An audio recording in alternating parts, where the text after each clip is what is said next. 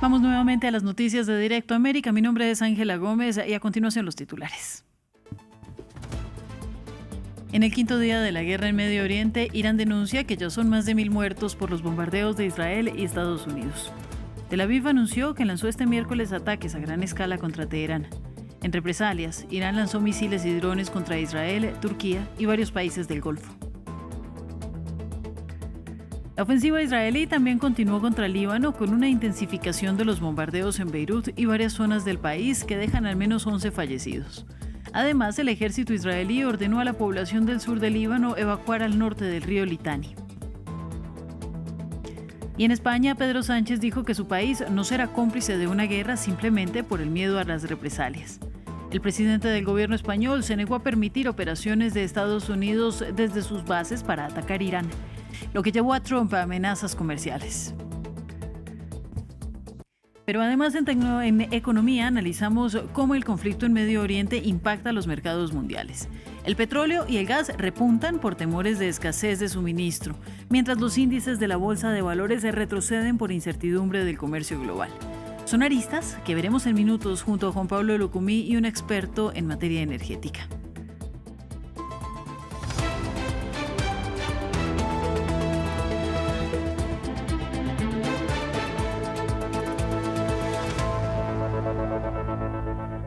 Mil 45 personas habrían fallecido en Irán, según denunció la República Islámica, por los ataques de Israel y Estados Unidos. Hoy, en el amanecer del quinto día, se escucharon explosiones en Teherán por nuevos bombardeos a gran escala ordenados por Tel Aviv. Jerusalén también activó sus sistemas de defensa por cohetes iraníes. Nos ampliaba nuestra corresponsal en Israel, Yanira Gómez Muñoz. Sí, la última actualización del ejército israelí que ha dado un nuevo parte es que van a extender todavía más estos ataques contra objetivos del régimen de los ayatolás. Hablan de amplia ola de bombardeos, de profundizar sus ataques con cazas y demás. Se reportan explosiones en Teherán, en la capital, también muertos en Isfahán y también estos sitios que no habían bombardeado antes, según el ejército israelí. Lo que han comunicado es que, por un lado, están atacando y atacaron un complejo que almacena y tiene lanzaderas de misiles, incluidos los Qadar, en esta zona que os decía de Isfahán, y por otro lado están haciendo lo mismo en el resto del país en complejos similares y también contra los sistemas de defensa. Puntualizamos siempre que esta es la información del ejército israelí, que a su vez informó que esta mañana uno de sus cazas derribó un caza iraní Yak 130 sobre la capital Teherán. Se trata del primer derribo de un avión tripulado por un F-35, algo que es inédito, que no pasaba desde 1985. Mientras que, por un lado, el ministro de Defensa, Israel Katz, ha comunicado que sea quien sea el sucesor de Ali Khamenei, sea quien sea elegido y tenga el propósito de destruir Israel y, por otro lado, oprimir al pueblo iraní, son sus palabras, dice que será un target inequívoco para asesinarlo. Y, de hecho, estas son las últimas informaciones que llegan por fuentes iraníes a la agencia Reuters, que dicen que el hijo de Khamenei, Mojtaba, ha sobrevivido a uno de estos ataques israelí-estadounidenses y también es considerado como uno de sus posibles sucesores. Así que desde aquí ya apuntan a que se convierta en posible target, si es este el caso, mientras que, por otra parte, un centro de estudios de seguridad aquí en Israel ha elevado las cifras del apoyo a esta guerra desde aquí. Un 81% de los israelíes apoya al gobierno en cuanto a su decisión de haber iniciado la guerra el sábado, mientras que un 63% apoya mantenerla hasta el final, lo que significa aquí hasta la caída del régimen completo de los ayatolás. Turquía advirtió a Teherán contra cualquier medida que pudiera extender la guerra, después de que por primera vez un misil lanzado desde Irán con dirección al espacio aéreo turco fuera destruido por los sistemas de defensa aérea de la OTAN en el Mediterráneo. El ministro de Asuntos Exteriores, Hakan Fidan, comunicó telefónicamente a su homólogo iraní que debe evitarse cualquier medida que pueda provocar la propagación del conflicto. Un misil balístico disparado desde Irán que cruzó el espacio aéreo iraquí y sirio antes de dirigirse al espacio aéreo turco fue rápidamente interceptado y neutralizado por los elementos de defensa aérea y antimisiles de la OTAN desplegados en el Mediterráneo oriental. El fragmento del misil que cayó en el distrito de Dortiol en la provincia de Hatay fue identificado como perteneciente al misil de defensa aérea que interceptó la amenaza en el aire. No hubo víctimas ni heridos en el incidente. Por su lado, Irán continúa sus represalias y ataques en Medio Oriente, lanzando drones y misiles contra varios países de la región. Se escucharon sirenas de alertas en Jerusalén durante la noche. Además, este miércoles, Emiratos Árabes Unidos anunció que interceptó 3 misiles balísticos y 129 drones procedentes de Irán. Kuwait anunció la muerte de una niña de 11 años. Arabia Saudita detectó un ataque de drones contra una refinería y Qatar derribó también misiles y drones iraníes. Vamos al Líbano porque Israel intensifica también sus ataques contra su vecino. El miércoles por la mañana fueron impactados los suburbios del sur de Beirut, bastión de Hezbollah. Además, un barrio cercano al Palacio Presidencial fue objetivo de ataques. Los bombardeos también sucedieron en otras partes del país, como la milenaria ciudad de Baalbek en el este del Líbano. El balance de muertos es de al menos 11 personas para esta jornada. Llamas y enormes explosiones que resuenan en todo Beirut este miércoles.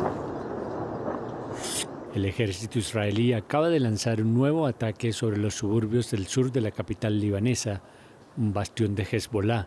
La explosión ha sido tan fuerte que se ha oído hasta el norte de la ciudad, donde se encuentra la corresponsal del canal anglófono France 24, que estaba retransmitiendo en directo. Ha sido otro ataque, acabamos de oírlo, estoy casi segura. Una enorme nube de humo sobre la ciudad, objetivo por tercer día consecutivo de los ataques del Estado hebreo. Ataques incesantes tanto de día como de noche, y aquí el objetivo ha sido un hotel situado en Hasmieh, en los suburbios del sureste de Beirut, a menos de 2 kilómetros del Palacio Presidencial. Ha sido un ataque en plena noche. Estábamos durmiendo tranquilamente cuando de repente salimos disparados. La fuerza del impacto casi nos levanta del suelo.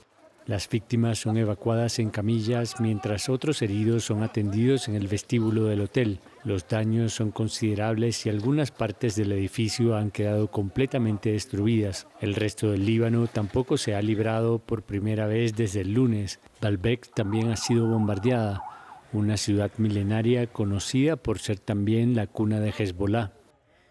En tanto, el ejército israelí ordenó a los residentes al sur del río Litani en Líbano que se dirigieran inmediatamente al norte, advirtiendo que el ejército se veía obligado a tomar medidas militares contra Hezbollah en la zona. Nuestra corresponsal en Beirut, Etel Bonet, nos explicó.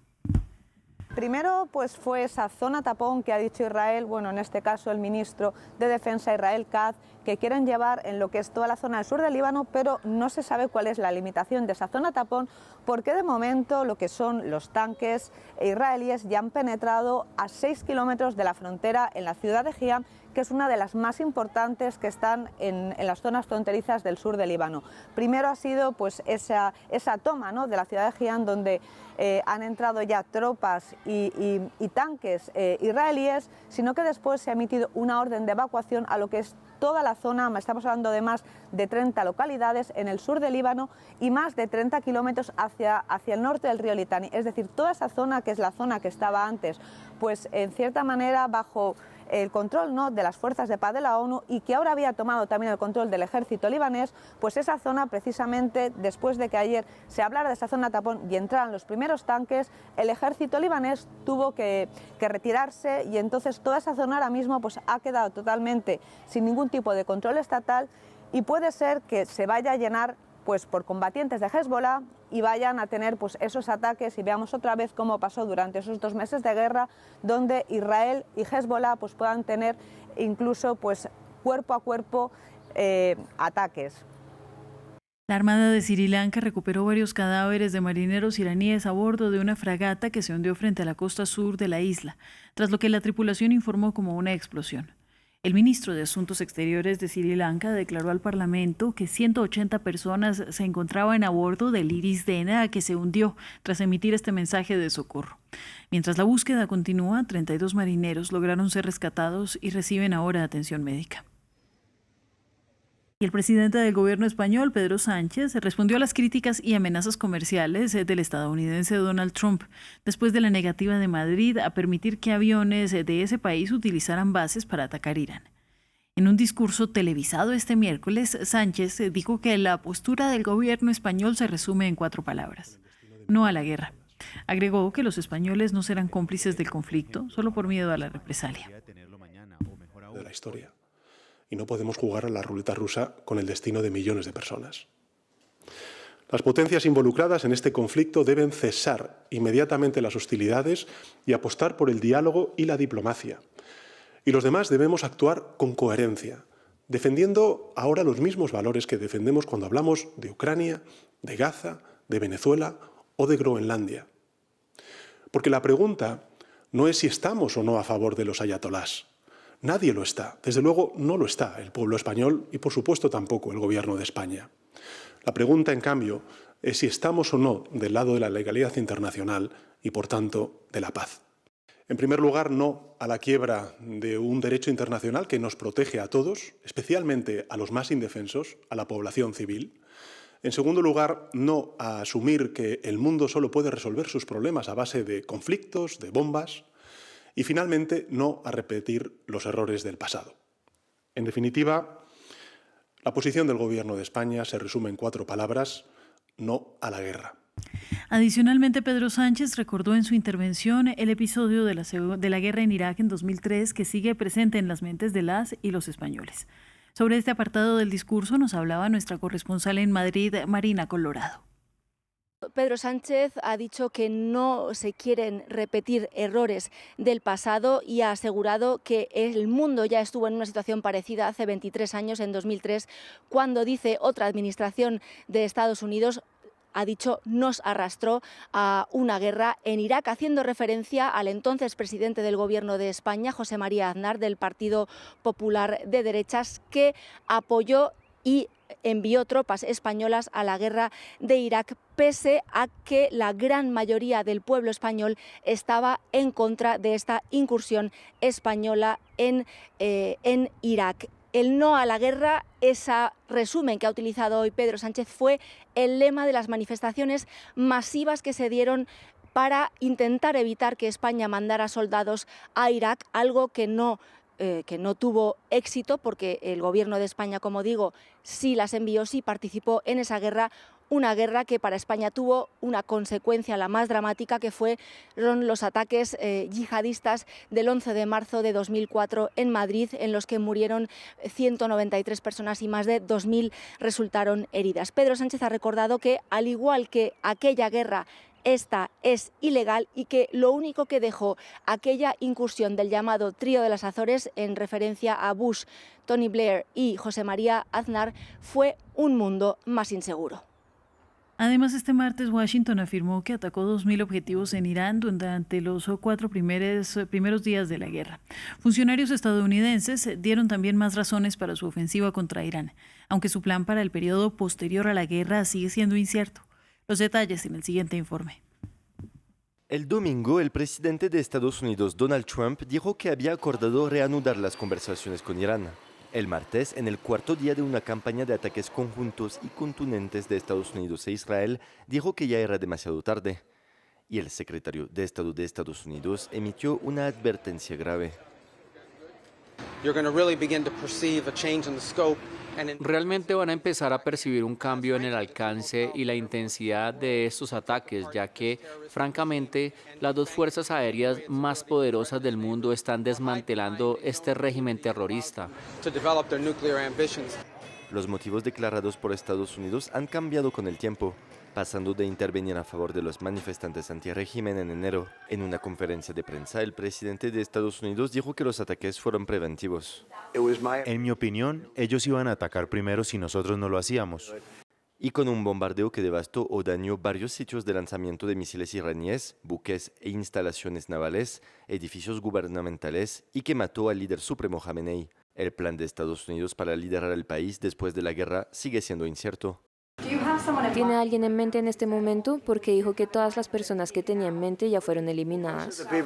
Bueno, la mayoría de las personas que teníamos en mente están muertas, así que ya saben, teníamos algunas de ese grupo que ahora está muerto. Y ahora tenemos otro grupo. Puede que también estén muertos, según los informes. Así que supongo que viene una tercera ola. Muy pronto no vamos a conocer a nadie. Mientras tanto, Tom Fletcher, alto funcionario humanitario de la ONU, advirtió que los civiles en casi una docena de países de la región pagarán el precio más alto por este conflicto, ya que ha cobrado la vida de más de 700 personas. Vamos a las noticias de la economía. Hoy dedicamos este espacio para revisar justamente cómo el sector financiero se ha visto afectado por el conflicto de Medio Oriente que impacta en varios países de la región. Y uno de esos sectores es el energético. Para ello, Juan Pablo Lucumí, con toda la información. Juanpa, buen día para ti. Buen día, es un placer estar aquí con ustedes. Justamente vamos a hablar de este escenario que es uno de los que da ese resultado en medio de estas tensiones, en medio de este conflicto. El petróleo no ha dejado de subir en distintas velocidades, incluso desde que Trump inició solo con las amenazas de atacar a Irán. Solo con sus palabras se podía ver cómo este tenía esos repuntes. En ese entonces, por ejemplo, los precios de referencia europea del Brent rodeaban los $70 por barril y hoy ya están por los $82 por barril. Tan solo hoy ha tenido un incremento del 1%, pero en los últimos días el crecimiento es evidente. Esa barrera de los $70 por barril ha sido superada por el Brent. Incluso el mercado empieza a preguntarse si los precios del petróleo volverán a llegar a esa marca de los $100 de los que se hablaba cuando estalló la guerra en Ucrania, por ejemplo. Queremos incluso analizar más sobre este tema y para ello conectamos con Buenos Aires para hablar con Robert Brandt, quien es licenciado de Economía de la Universidad de Buenos Aires y magíster en Economía de la Energía para la Universidad de Grenoble. Y quiero darle la bienvenida aquí a este espacio de France 24. Buenos días, Juan Pablo y Ángela, y gracias por contactarme. Sí, Robert. Bueno, este escenario suele darse en el sector energético, es, digámoslo, algo común, algo previsible cuando hay amenazas a países productores y exportadores de petróleo, sus precios tienden a subir. En este caso, con particular los ataques de Irán, ¿cuál es la incertidumbre que se genera en el sector energético, incluido también el gas? Efectivamente, la incertidumbre en estos 5 primeros días de la guerra ha ido aumentando, y para facilitar el diálogo con nuestra audiencia les sugiero imaginar que el mercado de petróleo y gas es una persona que gozaba de muy buena salud hasta hace 2 semanas y que ahora empieza a tener problemas y va al médico con 3 síntomas. El primer síntoma es que algunos órganos vitales no están funcionando bien, se deterioran, y eso lo podemos asociar a los bombardeos iraníes que hubo recientemente a infraestructura en sus países vecinos del Golfo Pérsico. El segundo síntoma, las dificultades en su aparato circulatorio por mal funcionamiento de una arteria clave, que en este caso es el Estrecho de Hormuz. Y el tercero, el que Juan Pablo ya describió parcialmente, un incremento persistente de la temperatura corporal del paciente, esto es, de los precios del petróleo, y luego vamos a hablar también del gas natural licuado. Entonces, yendo al abastecimiento, en primer término, hay que destacar que cuando Estados Unidos e Israel iniciaron esta guerra, limitaron sus ataques a instalaciones militares y al liderazgo iraní, no bombardearon infraestructura de petróleo y gas en ese país. En cambio, cuando Irán reaccionó claramente desde una posición de inferioridad en lo militar, decidió, probablemente como buena estrategia, atacar infraestructura energética de sus países vecinos, más precisamente la refinería de Ras Tanura de Arabia Saudita, una de las más grandes del mundo, el puerto de Omán, instalaciones de almacenamiento de Emiratos, esto en lo que hace al petróleo, y en lo que hace al gas, como mencionaba Juan Pablo, fue muy importante el ataque a la planta de licuefacción de gas de Ras Laffan de Qatar, la más grande del mundo, que representa un 20% de las exportaciones de gas natural licuado desde esa zona hacia el mundo y que fue sacada de servicio. El segundo punto que mencionaba como problema grave de abastecimiento es la obstaculización y prácticamente salida de funcionamiento operativo normal del estrecho de Hormuz. Aquí cabe aclarar que no se produjo un cierre total en estos días, pero sí hubo 3 acciones decisivas de Irán que llevaron a que el tráfico marítimo por esa zona se redujera a menos del 10% de lo habitual, con unos 4 o 5 buques petroleros por día. La primera de esas acciones fue el bombardeo de algunas embarcaciones que estaban transitando por ahí, fueron hechos aislados, pero para intimidar. Lo segundo, que es muy importante, es que ante esta incertidumbre incrementaron mucho las aseguradoras y reaseguradoras los costos de cobertura de los riesgos de los navíos que circulan por allí, y esto resultó en que muchos navíos o quedaron al norte del estrecho de Hormuz, luego vamos a ver unos mapas que ustedes prepararon que pueden ser muy útiles, o desviaron y evitaron esa zona. Y el tercer factor es que hubo, si me permiten la expresión, una picardía del gobierno iraní, que fue que utilizó un canal de radio por el cual se emiten notificaciones a todos los capitanes de embarcaciones que circulan en la zona para informar, en realidad sin que fuera estrictamente cierto, que el estrecho estaba cerrado, lo cual también derivó en el desvío de muchos navíos o en el estacionamiento de estos al norte del estrecho. Si quieren proyectar el primero de los mapas que habían preparado, con mucho gusto podemos elaborar un poquito más sobre el estrecho de Hormuz. Básicamente, en este caso estamos hablando de un estrecho que está entre el Golfo Pérsico y el Golfo de Omán, que en su parte más angosta tiene 33 kilómetros, con Irán hacia el norte y Omán y Emiratos hacia el sur, con lo cual se convierte prácticamente en un cuello de botella muy, muy relevante, por donde transita en tiempos normales el 20% del petróleo y el 20% del gas natural licuado transportado por buques petroleros o metaneros, y allí se plantean, lógicamente, el interrogante de si hubiera un cierre total, que, insisto, por ahora no hubo, pero es casi total, si hay alternativas, rutas alternativas que podrían sobre eso, utilizarse. Roberto, quería preguntarle, porque usted habla de alternativas. Buen día. Mucho gusto, Roberto, gracias. En medio de esta incertidumbre hay quienes ganan y también hay quienes pierden. El miércoles, por ejemplo, Rusia se presentó a sí misma como una posible alternativa de venta de crudo para China y para India, que recibían grandes cantidades de petróleo de Irán, o bien al menos que pasaba por el estrecho de Hormuz. ¿Podría ser entonces una oportunidad para Rusia para que venda más de su suministro?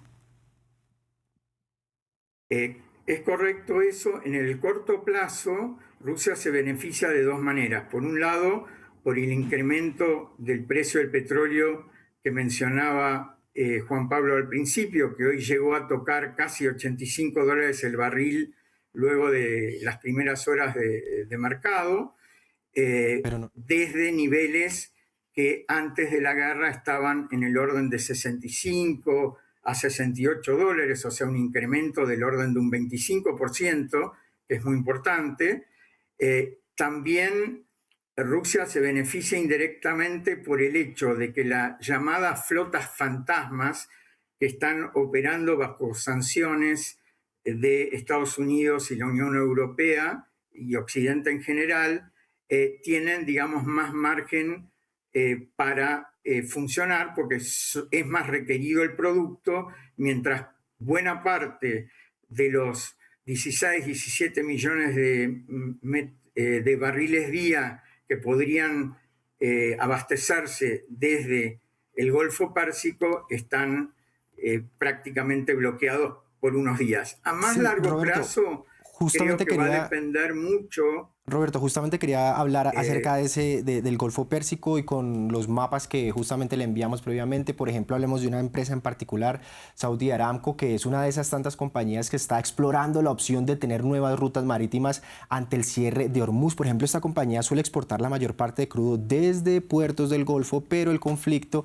en Oriente Medio pues ha hecho de que tengan estas otras alternativas. En este gráfico que tenemos acá vemos el escenario, el estrecho de Hormuz, como decíamos, está parcialmente bloqueado.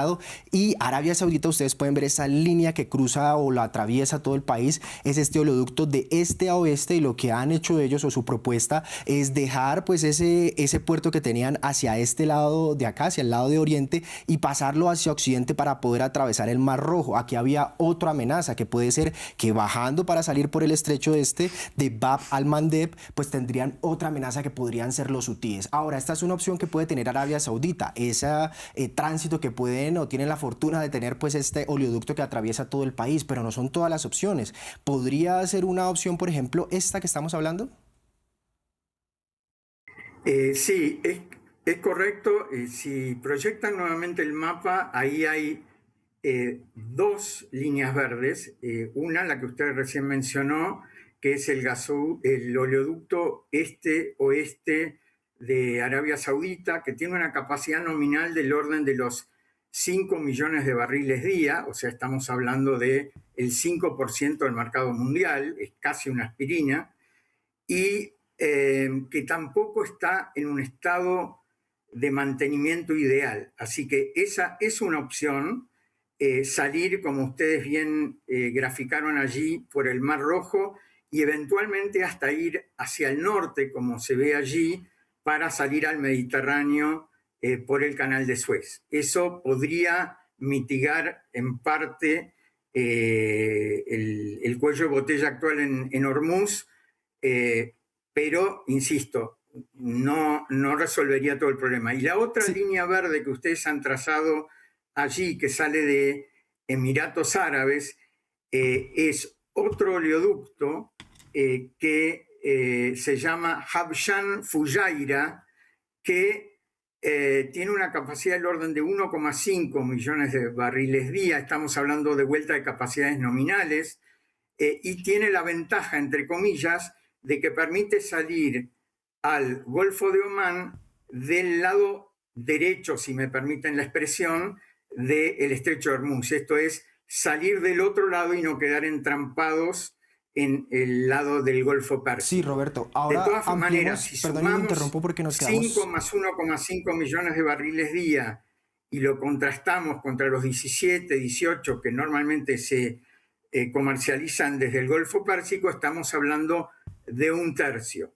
También sí, Roberto, hay una nos quedamos sin tiempo, pero no quiero dejar pasar esta otra imagen del otro mapa que le compartimos acerca de las posibles nuevas rutas que le tocaría asumir a muchas de las empresas, y sería atravesar o más bien rodear parte de África. Normalmente la ruta desde Asia podría ser atravesar justamente como si pareciera una línea casi directa, como lo decíamos, hacia el Canal de Suez o por el estrecho de Hormuz, pero esta ruta que rodea a África evidentemente incurriría en muchos gastos para las empresas, para las compañías. ¿Es viable hacer este recorrido para poder llegar a Europa, por ejemplo, con estos insumos más allá del petróleo, el gas, sino otros productos? Es exactamente como usted lo describió. Es técnicamente viable, pero lleva unos 14 días más de navegación, por lo tanto los costos prácticamente se llevan todo el margen y cabría esperar que si la guerra se prolonga, quizá se considere esta alternativa. Si no, parece muy desafiante. Y con esto concluiría en términos de los escenarios futuros. Básicamente creo que podemos prever 3 escenarios.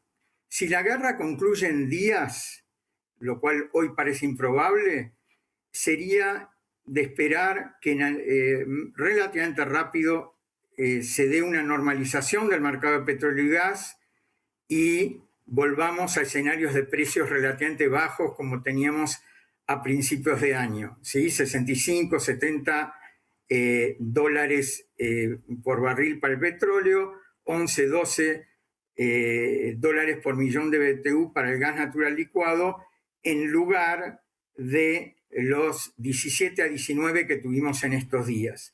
El segundo escenario es que la guerra concluya en algunas semanas. Allí lo que va a ser clave es cómo sale la infraestructura. Si la infraestructura no es afectada en su integridad, podría también darse una normalización gradual del mercado. Si hay daños irreparables, seguramente va a haber precios altos por un tiempo más largo. Y por último, si la guerra durase meses, creo que entramos en un terreno de alto riesgo para nuestro paciente en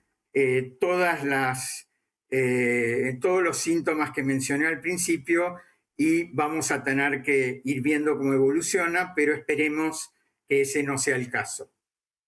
Bueno, pues muchísimas gracias a nuestro invitado, gracias a ti, Juanpa, por presentarnos estas posibilidades de comercio, y además que el petróleo evidentemente es aquí un factor central dentro de este conflicto. Así que, bueno, esperamos continuar con estos análisis a lo largo de lo que duren estos enfrentamientos. Y seguir viendo los impactos justamente los más inmediatos y los a largo plazo en tema económico. También muchas gracias a nuestro invitado. Muy bien, y llega entonces gracias, el momento. A disposición. Muchas gracias. Bien, entonces vamos a continuar ahora con nuestro especial, esta edición que dedicamos el día de hoy a la guerra en Medio Oriente, y durante esta siguiente media hora hablaremos del programa nuclear iraní. Estados Unidos e Israel argumentan como uno de sus objetivos principales acabar con el programa nuclear iraní e impedir que Teherán tenga un arma nuclear. No obstante, van 5 días de bombardeos y solo se han reportado daños leves en la planta nuclear de Natanz y cerca del sitio de Isfahán.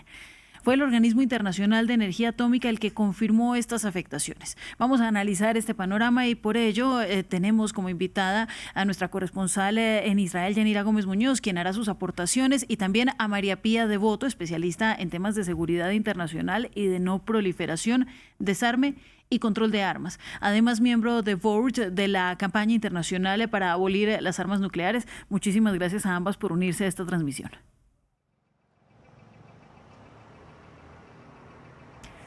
Muy bien, y comienzo contigo, María Pía. Hablemos de qué tan prioritario es el tema nuclear iraní para el gobierno de Benjamín Netanyahu.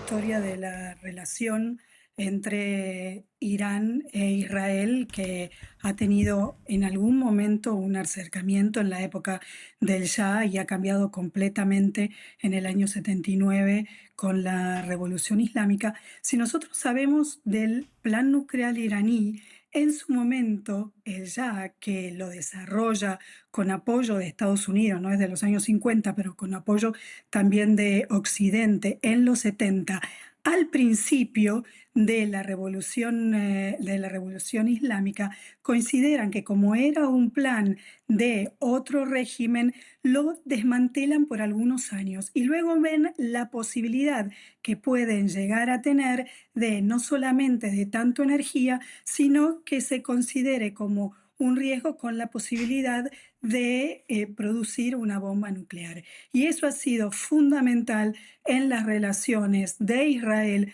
con Irán y con el resto de la región. Ahora, para Estados Unidos, que es el gran aliado de Israel, siempre ha sido una prioridad Irán, pero ha habido distintas aproximaciones y apoyos a Israel de acuerdo a los estilos y a los acercamientos y a las declaraciones de los distintos presidentes de Estados Unidos.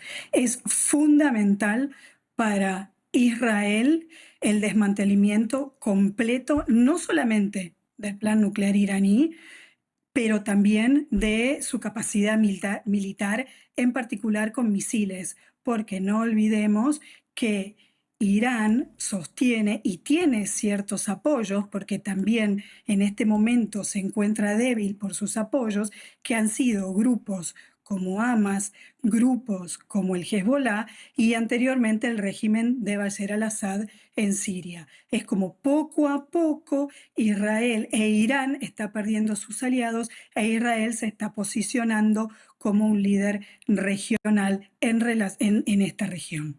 Bueno, y esto nos habla mucho de lo que es el golpe de fuerza de Estados Unidos justamente en Medio Oriente, pero Yanira, tú también tienes aportaciones que hacer a esta pregunta y a lo que ha sido todo lo que gira alrededor del programa nuclear iraní.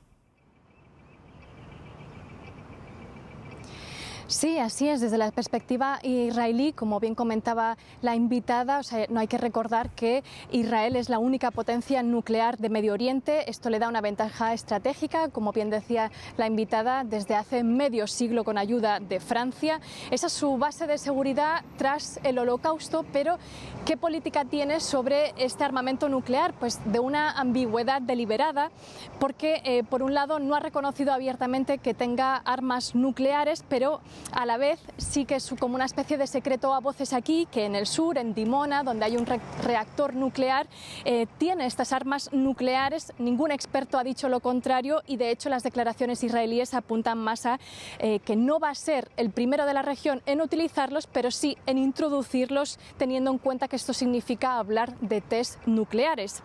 No está tampoco dentro del Tratado de No Proliferación Nuclear, como sí lo está Estados Unidos. Entonces estas armas tienen un aspecto ilegal en cuanto a la legalidad dentro del derecho internacional del mundo. Los expertos estiman que no tiene más de 400 ojivas, hablan de 200, 300 según el comentarista, pero teniendo en cuenta este background, digamos, este trasfondo, claro, con esta posición Israel, como ve su archienemigo Irán en este tema nuclear.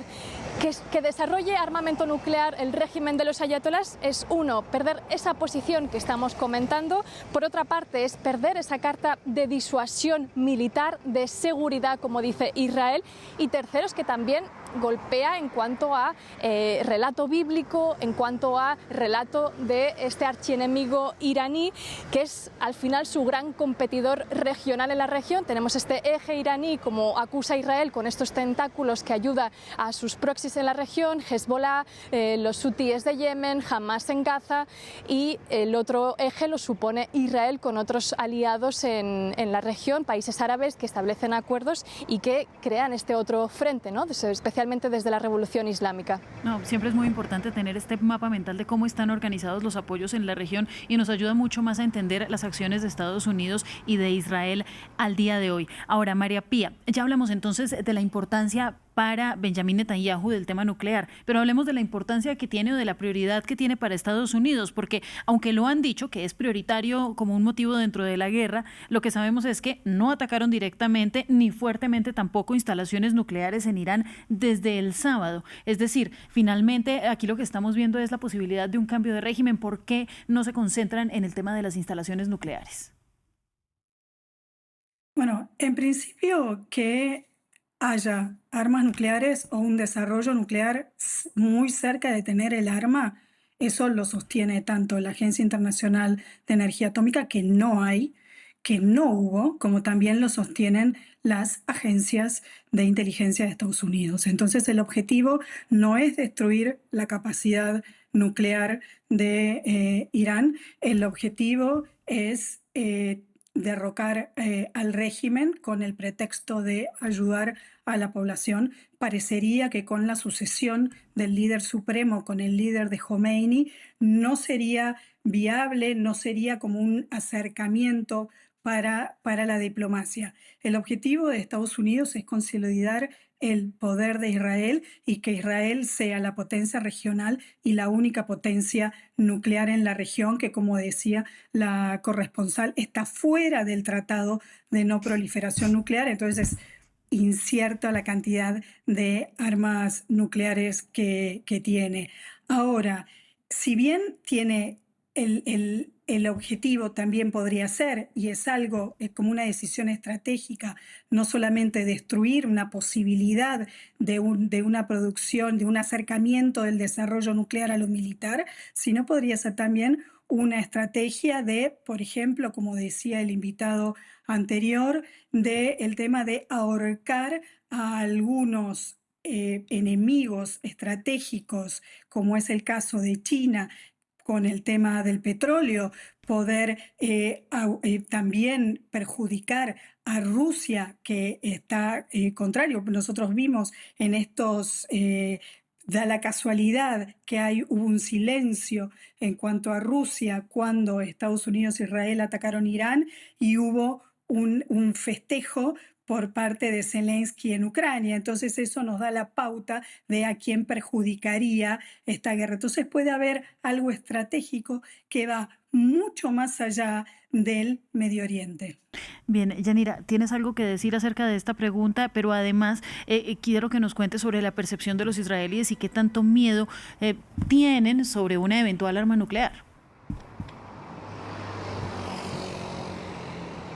No, lo ha dicho muy bien nuestra invitada, pero es cierto que el objetivo del año pasado, de esta guerra que inició Israel de 12 días contra Irán el año pasado, era destrozar los complejos nucleares de Estados Unidos. Incluso había llegado a decir en ese entonces, cuando concluyó esa guerra, que habían arrasado, utilizó esta palabra, el programa nuclear e instalaciones nucleares clave. La propia CIA dijo que se tardarían años desde Irán en poder reconstruirlos. Entonces, esto es un poco las críticas que está recibiendo Trump por haberse involucrado en esta guerra junto a Israel, que ahora tiene el foco, como bien decía, en el derrocar el régimen, y por eso el parte, digamos, que nos da desde aquí el ejército israelí, que nunca menciona víctimas civiles en sus ataques, pero sí aclara que sus objetivos, centrándose solo en lo militar, da cuenta de atacar infraestructuras, de lanzaderas de misiles, de, como bien mencionabais, de alrededor o cerca de algunos complejos nucleares, pero sobre todo de atacar a todos los altos mandos de la Guardia Revolucionaria, de las fuerzas de seguridad iraníes y del régimen de los ayatolás en sí, ¿no? Estaba preguntando, nos encontramos en Haifa, hemos estado en una especie de aparcamiento de un centro comercial donde había gente refugiada. Igual llevamos días hablando con los israelíes. Hay que tener en cuenta que desde aquí la perspectiva, como en todo lugar, evidentemente hay un componente de miedo, porque estamos hablando, no son los cohetes de Hamas en Gaza o inclusive, pese a que estamos aquí en el norte de Israel, los ataques que llegan desde el Líbano. Hay una conciencia, ¿no?, de que esto es mucho mayor, hay mucho más miedo, pese a que sea una sociedad acostumbrada a este tipo de guerras cuando las inicia Israel, pero todo esto depende también del nivel de religiosidad de la persona. Algunos corren a los refugios, otros son más cautos, pero en este lugar aquí en Haifa, algunas personas, por ejemplo una argentina israelí, nos comentaba que ella lleva 2 años aquí y lo primero que hizo es intentar refugiarse. Hay un parque en donde hay una población aquí en Haifa, que ha ido con tiendas de campaña para quedarse en la planta -5 para estar más seguros, porque entienden la magnitud.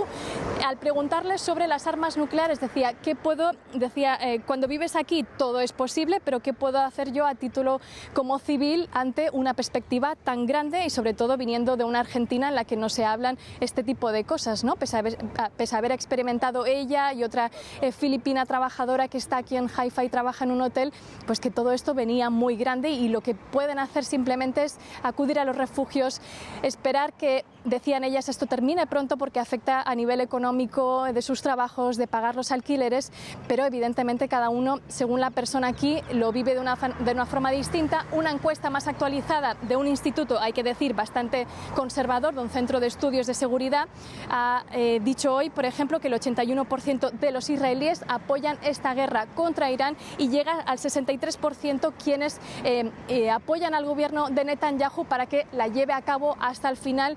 Esto significa derrocar por completo al régimen de los ayatolás. Bueno, está muy bien entonces que pongamos en perspectiva de la ciudadanía cómo se ha sentido este conflicto que ya llega a su 5.º día. Muy difícil, sin embargo, tener comunicación con Irán, y eso es lamentable, porque sería muy bueno tener hoy también una perspectiva de cómo sienten el temor las ciudadanías allí. Pero ahora, María Pía, con la información que se conoce, ¿qué capacidad nuclear tenía Irán antes del inicio de estos bombardeos? Y más importante que eso, ¿qué es lo que ha cambiado en estos 5 días? Bueno, lo que ha cambiado es claramente que sí, la capacidad nuclear iraní ha quedado completamente dañada.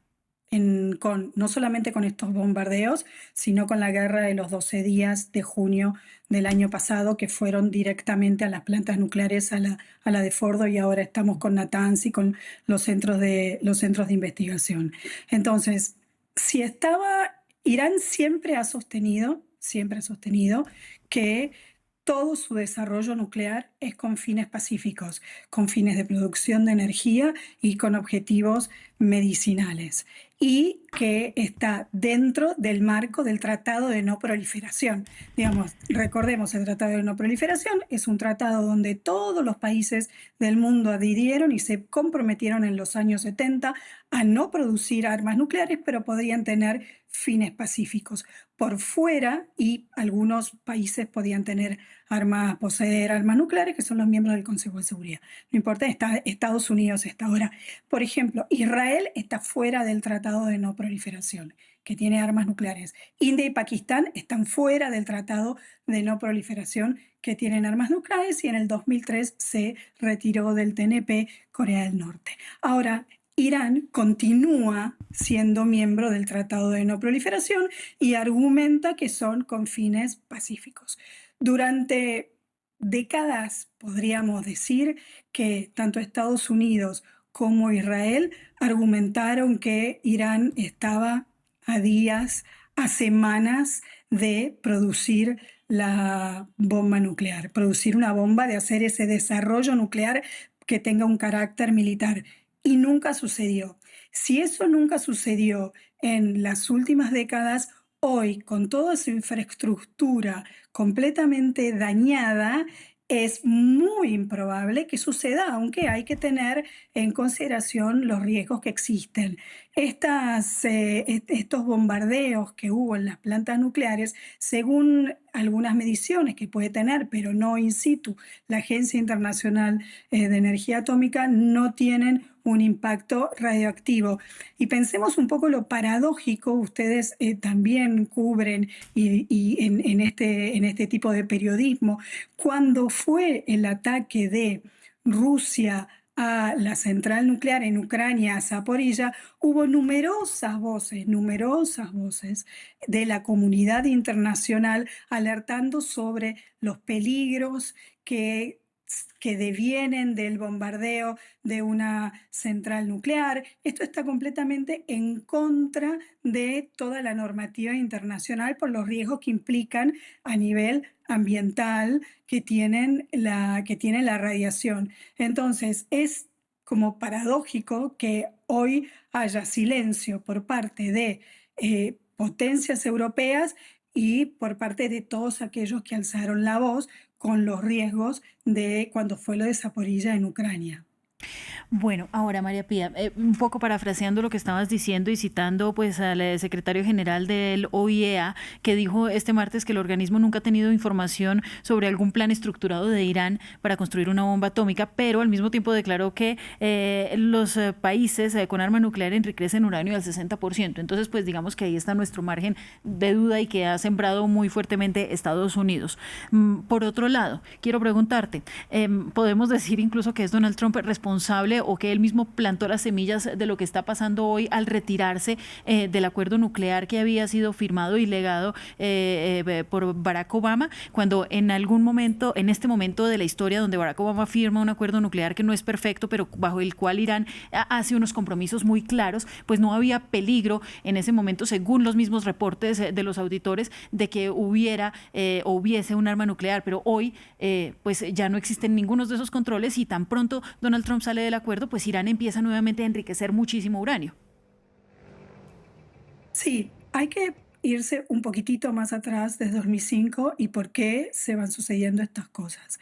En el 2003, la agencia descubre un plan secreto de desarrollo nuclear secreto que Irán no había declarado ante la Agencia de Enriquecimiento de Uranio, y allí se comienza a sospechar que ese plan tendría el objetivo de enriquecer uranio para llegar y hacer el desarrollo nuclear, convertirlo en militar. Y desde ese momento, desde Estados Unidos hay distintos enfoques para acercarse a Irán y para que Irán no desarrolle la bomba. Por supuesto, luego de este descubrimiento comienzan las sanciones. ¿Qué es lo que quiere Irán? Que necesita no solamente comerciar para su población, sino también, si quiere desarrollar armas nucleares, necesita comerciar ciertos elementos.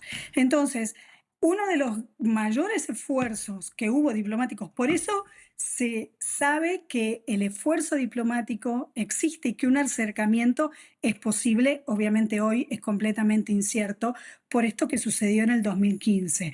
Obama dedicó 2 años de su presidencia a alcanzar este plan integral conjunto con Irán, Estados Unidos, Rusia, Alemania, Francia, por el cual se le quitaban las sanciones a Irán para poder insertarse nuevamente en el mundo, a cambio de tener ciertas limitaciones y a cambio de también poder permitir las inspecciones de la agencia.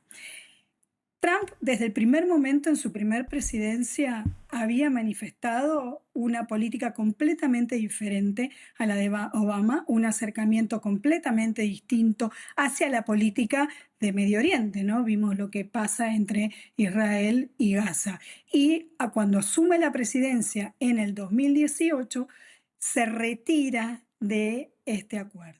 Las potencias europeas intentan seguir infructuosamente con algunos altibajos para permitir que la agencia tenga algunas visitas, pero no se concreta. Poco a poco Irán dejó de cumplir con esas visitas y comienzan las sospechas que por ahí podían visitar una planta, pero podrían estar albergados o almacenados el uranio enriquecido, aunque es sumamente riesgoso, pero enriquecido en algunos túneles secretos, ¿no? Que esto se desarrolle en bajo tierra, a muchos metros bajo tierra, también y en las montañas y con hormigón, implica como que le acrecienta las sospechas que hay. Biden, durante su presidencia, hizo muchos intentos bilaterales con Irán que fueron fracasando y venían fracasando todas las negociaciones. Entonces, ¿a quién beneficia como esta guerra? Hay algunas, por supuesto, más allá de Irán, algunas teorías conspirativas. Netanyahu estaba como muy debilitado por su manejo de la crisis con los rehenes en Gaza. Estaba debilitado su gobierno. Estados Unidos se quiere posicionar como una gran potencia mundial y global, cambiando las reglas del juego. Hay una teoría conspirativa que dice: todos los días teníamos en todos los diarios americanos los titulares de los expedientes de Epstein, y hoy estamos todos los días hablando de una guerra. Entonces, obviamente es muy complejo, pero sí hay beneficiados y claramente son Israel y Estados Unidos. Mira, muchas gracias, María Pía. Este es un tema que tiene muchísima complejidad. Yo te agradezco por unirte a nuestro pool de invitados que durante estos días nos han apoyado para hacer el análisis, para tratar de hallar sentido a lo que está sucediendo en Medio Oriente. Te despido y te deseo un feliz día. Muchas gracias. Vamos ahora a nuestra revista de prensa. En el tiempo que nos queda para conversar con Patricio Peralta sobre aquellos titulares que una vez más nos llevan a Oriente Medio. Patricio, saludo para ti. ¿Qué tal, Ángela? ¿Cómo te va? Pues bien, y además agradecida contigo por tu primer tema, porque hace un rato le decía a nuestra corresponsal que sería muy bueno tener también los testimonios de la ciudadanía iraní sobre lo que han sido estos días de ataques. Y bueno, aquí tú nos los traes. Así es, justamente vamos a empezar con algunos testimonios que la BBC logró recolectar de ciertos residentes locales en Teherán, que se puso en contacto con ellos, que les expresan o describen el terror de lo que están viviendo en estos días de guerra. Todavía puedo oír las explosiones, le contó un hombre de 30 años a la BBC, que dijo que no está seguro si solo escucha estas explosiones o si realmente están ocurriendo. Otro le dijo que ya no está contento con la posibilidad de un cambio de régimen, dice que está cansado y confundido sobre lo que podría pasar en el futuro con Irán. Otro residente más joven de 20 años contó 30 explosiones el martes y dice que cada día es mucho peor y que el humo inundó su casa por completo y que está desesperado. Describe también el miedo de morir por un ataque porque en su residencia, dice, caen muy cerca los misiles y que no sabe si es porque viven funcionarios cercanos. Ahora pasamos a la agencia iraní Tasnim, que recoge ya una noticia que señala que los ataques llegaron a un asentamiento completamente habitado, es decir, completamente residencial al noreste de Teherán. Según pues esta agencia, ya sería un flagrante crimen de guerra, según pues esta agencia iraní. Muy bien. ¿Y qué dicen España y Alemania, o más bien, qué dicen los medios respecto de las posturas de España y de Alemania en todo este tema?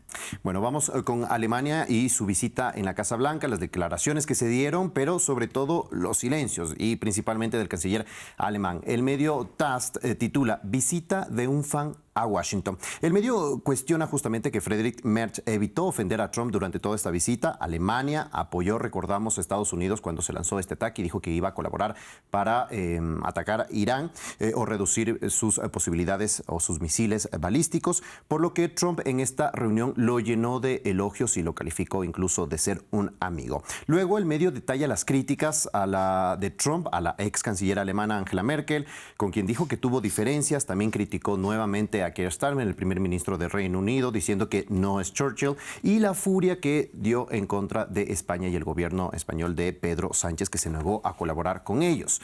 Y Merz, pregunta el medio, escuchó con expresión impasible, dice TASS, mientras arremetía contra su predecesora y también en contra de su aliado más importante en seguridad, que es España. Cero sorprendente, honestamente. Totalmente. Así es. Bueno, sigamos con España entonces. Así es, por su parte, el Frankfurt Allgemeine tiene otro enfoque sobre ese silencio de Merz. No lo critica y titula "Elige tus batallas sabiamente". El medio habla de ese silencio como una estrategia y dice que al hablar con Trump es importante saber cuándo guardar silencio y cuándo hablar. En los aproximadamente 35 minutos que tuvieron con los periodistas en el despacho Oval, el medio menciona que Merz habló al menos de 5 minutos, pero Merz señaló después que en reuniones privadas sí trató temas sensibles o críticos y que pues el tiempo de conversación entre ambos fue mucho más equilibrado de lo que se vio en el despacho Oval. Dice que Merz parece convencido de que la visita fue bien, que salió bien, a pesar del silencio, dice el medio, o mejor dicho, gracias a él. Y por último vamos con el Welt. Por su parte titula "Un luchador sin dientes" y dice que la visita a Washington confirma la nueva impotencia europea en la política mundial. El medio menciona que Merz tiene poco para ofrecer a Trump en cuanto a Irán, a los aranceles y a Ucrania, que eran los temas principales que quería tratar Merz o que trató Merz en esta visita a Washington, por lo que quedaron varias preguntas sin contestar en este viaje y muchos otros medios, por ejemplo, señalan que se pudo incluso evitar esta visita por el contexto en el que se está dando. Bueno, y más allá de todo es que nadie quiere que le hagan la encerrona que le hicieron a Zelensky en la Casa Blanca, entonces se comprende, ¿no? Digamos, hasta cierto punto. Bueno, así es. Bueno, estratégicamente por ahí podría ser. Por no decir mucho más, pero gracias a ti, Patricio, por la información. Se nos quedan lamentablemente temas afuera, pero estoy segura que habrá otros espacios informativos para traerlos porque esto sigue siendo nuestro tema principal en France 24. Feliz día. A ti, Ángela, ya nos vemos. Vamos a hacer una pausa, ya regreso con ustedes.